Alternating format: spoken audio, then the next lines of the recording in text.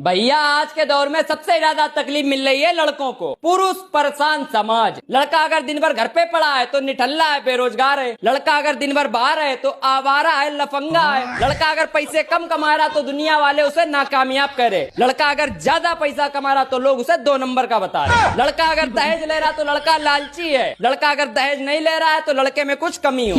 लड़का अगर जल्दी शादी कर रहा है तो गलत संगति में है, गलत काम कर रहा है। लड़का अगर लेट शादी कर रहा है, हो ही नहीं रही होगी, मिल ही नहीं रही होगी बेचारे को। लड़के के अगर होंठ काले तो लड़का सिगरेट पीता है। लड़के के अगर होंठ गुलाबी है तो लड़का छमिया है। लड़का अगर अपनी बीवी को मार रहा है, कूट रहा है तो लड़का जाली में राक्षस है। लड़का अगर अपनी बीवी को बहुत प्यार कर रहा है तो जोरू का गुलाम। मतलब हम लड़के चाहे कुछ करे, घूम फिर के आफत आनी हम लड़कों के ऊपर है। तो क्या करें हम लोग, कहाँ जाएं? जी नहीं दियो का हमें लोगों। और किसी दिन अगर खिसक गई कर्री तरीके से तो समाज निपटा मिले। निपटा हो जो बोले।